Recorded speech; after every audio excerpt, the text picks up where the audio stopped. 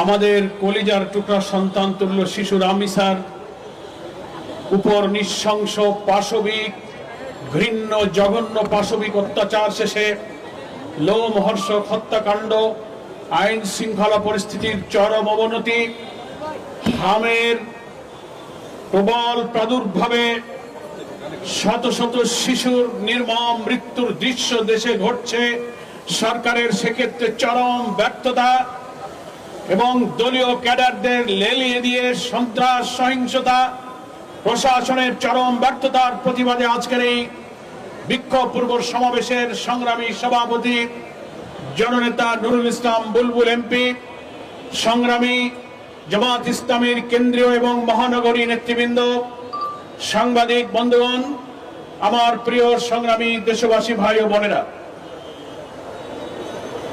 আজকের যে বিষয়ে জামাত ইসলামীর পক্ষ থেকে প্রতিবাদের ক্ষোভ, দুঃখ, বেদনা, দ্রোহ নিয়ে আপনাদের সামনে আমরা হাজির হয়েছি। শুধু রাজধানী ঢাকা নয়, যারা গণমাধ্যমের সংবাদপত্রে সোনার টুকরা ফুটফুটে চেহারা রামিসার দৃশ্য, এই খুনের কাহিনী যারা পড়েছে, মহানগরী উত্তরের আমি তার বাড়িতে গিয়েছেন, আমাদের অনেক নেতারা গিয়েছেন,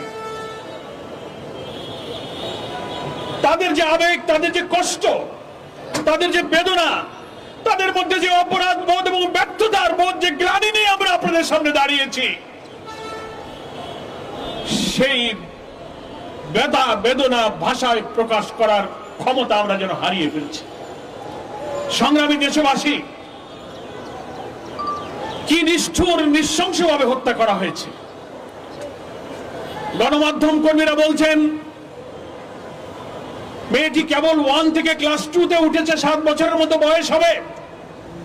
মেয়ের বাবাকে দেখলাম কেঁদে কেঁদে বলছে, আমি 7টি বছর আমার বুকে নিয়ে তাকে ঘুমিয়েছি, কিভাবে আমার রাত কাটবে। কুপিয়ে কুপিয়ে তার দেহকে খন্ড খন্ড করা হয়েছে।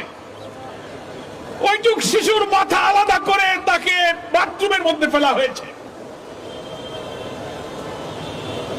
আজকে আমরা মানবতা, গোটা জাতি, গোটা দেশ আজকে আমরা লজ্জিত, ব্যথিত।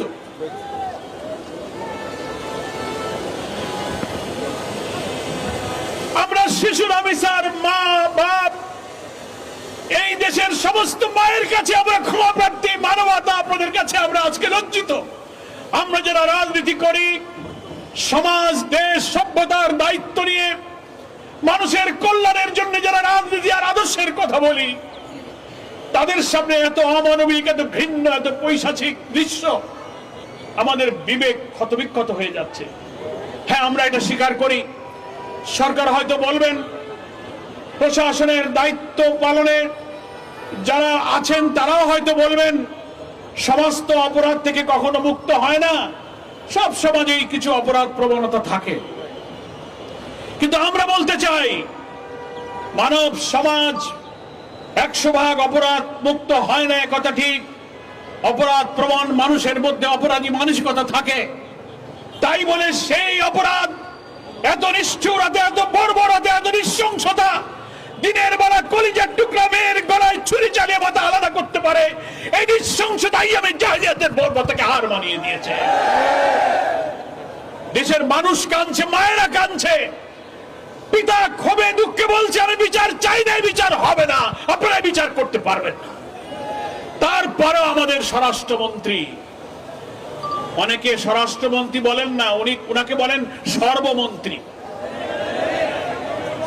এত মানুষ কান্দে, এত মানুষের বিবেক জাগ্রত হয়, স্বরাষ্ট্রমন্ত্রীর বিবেক জাগ্রত হয় নাই।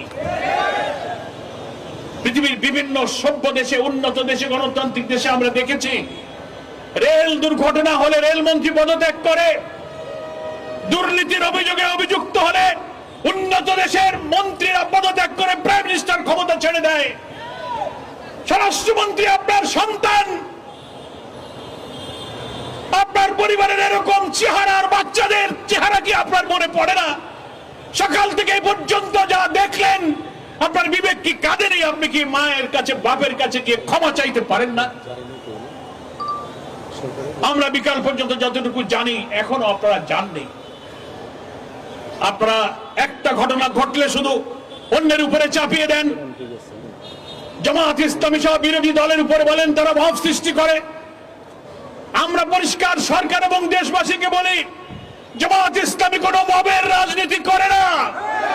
মিরপুরে আপনারা আপনাদের উস্কিয়ে দেয়া দেশকে অস্থিতিশীল করে বিরোধী আন্দোলনকে সাবোটাজ করার জন্য আপনারা মাজার ভেঙে হামলা করে আপনারা সেটা ইসলামপন্থীদের উপরে চাপিয়ে দেওয়ার চেষ্টা করেছেন। সব কিছুতেই আপনারা বিরোধী দলকে আবিষ্কার করার চেষ্টা করেন। প্রশাসনে যারা আছেন, ল এনফোর্সিং এজেন্সিতে যারা দায়িত্ব পালন করছেন, স্বরাষ্ট্রমন্ত্রী আর সর্বমন্ত্রী, সংবিধানের টানাটানি ছেড়ে মানুষের জীবনের নিরাপত্তার দায়িত্ব পালন করুন। কাজ নাই, আজকে গেছেন আপনারা মিরপুরে গরিব মানুষের বস্তি উচ্ছেদ করার জন্য। দুঃখী, বঞ্চিত, অন্নহীন, গৃহহীন মানুষেরা সেই পুলিশকে ধাওয়া করেছে। আমরা পুলিশের ধাওয়া পছন্দ করি না, কিন্তু গৃহহারা মানুষকে যখন আপনি উচ্ছেদ করতে যান, অস্তিত্ব যখন টেকে না, তখন তার বাঁচার জন্য আর কোনো উপায়ও থাকে না। সে পুলিশেরা সেখান থেকে ধাওয়াকে ফিরে আসছে। হামে প্রতিদিন লোক মারা যাচ্ছে, 10, 20, 25, কয়েক শত শিশু। আপনার ঘরে, আমার ঘরেও তো শিশু আছে, আমরাও তো শিশুদের পিতা মাতা। শুধু আপনি আগে দোষ দেবেন, আগের সরকার টিকার ব্যবস্থা করেনি। এই হামের প্রাদুর্ভাব যখন শুরু হলো, সেই সময় টিকা হয়নি বলে কি আধুনিক চিকিৎসা বিজ্ঞানের এই সভ্য জগতে হামের মধ্যে একটা অসুস্থতায় শিশুদেরকে হসপিটালগুলোতে বিশেষ আধুনিক বিশেষায়িত চিকিৎসা দিয়ে এদেরকে জীবন রক্ষার চেষ্টা কি করা যেত না? আপনারা সেই ব্যর্থতা ঢাকার জন্য সবকিছু কি আপনারা পিছনের লোকদের উপরে দায় চাপাবার চেষ্টা করেন। আইন শৃঙ্খলায় আপনারা জনগণের হক আদায় করতে পারছেন না। নিরাপত্তা আপনাদের কাছে দেওয়ার মতো কোনো চরিত্র নাই। আজকের সভাপতি বুলবুল ভাই কি বললেন, মিডিয়াতে এসেছে, বিএনপির এক নেতা সফরে যাবে, সে টেলিফোন করে বলছে, টেলিফোন তার অডিও সংলাপটা ভাইরাল হয়েছে। সে বলছে আমাদের এক বিএনপির নেতা আসবে, 15-16 বছরের একটা বাচ্চা মেয়ে জোগাড় করে রাখো। ঘৃণা এবং ধিক্কার জানাই বিএনপি, ছাত্রদল, যুবদল, তাদেরকে আপনারা এই যৌন লালসার লালুপ শিক্ষা আপনারা দিচ্ছেন। ধর্ষণ, যৌন বিকৃতি, যৌন উন্মাদনায় লালসা বিএনপির নেতাদের মধ্যে কি পরিমাণ তৈরি হয়েছে। নেতার সফর উপলক্ষে মেয়ের জোগাড় করতে হবে, এই যদি রাষ্ট্রীয় ক্ষমতায় থাকা দলের চরিত্র হয়, তো এই ধর্ষণ যারা করে, নৃশংসতা যারা করে, সব জায়গায় এই দলের লোকদের মদত এবং সাহায্য আছে। শুধু গ্রেফতার করে মানুষকে সামাল দিলে হবে না, এমন বিচার করতে হবে প্রত্যেকটি শিশুর পিতার হৃদয় যেন প্রশান্ত হয়। প্রয়োজনে আইন সংশোধন করে ধর্ষণ এবং মৃত্যুর শাস্তি তো মৃত্যুদণ্ড, কারাগারের মধ্যে ফাঁসিতে মৃত্যুদণ্ড দেওয়া হয়। বাংলাদেশের ফৌজদারি দণ্ডবিধি প্রয়োজনে সংশোধন করে ইসলামিক জুরিসপ্রুডেন্সে বলা হয়েছে এই সব নৃশংস হত্যার বিচার প্রকাশ্য জনগণের মধ্যে, তাকে সামনে এই মৃত্যুদণ্ড দিলে গোটা জাতির মধ্যে অপরাধ সম্পর্কে আতঙ্ক তৈরি হবে। প্রয়োজনে আপনি তাই করুন। নৈতিক শিক্ষা, ইসলামী শিক্ষা, মানুষের অন্তরে আল্লাহর ভয়, আখিরাত পরকালের ভয় সৃষ্টি করার জন্য জামাত ইসলামী আলেম ওলামারা যেখানে ইসলামী শিক্ষা নৈতিকতার কথা বলে আসে, তখনই আপনারা বলেন উনাদের উপরে জঙ্গিবাদের ভূত চেপেছে। ইসলামী নৈতিকতা তৈরি না হলে এইভাবে আপনার শিশুরা ধর্ষিত এবং নিষ্ঠুর ভাবে নিহত হবে।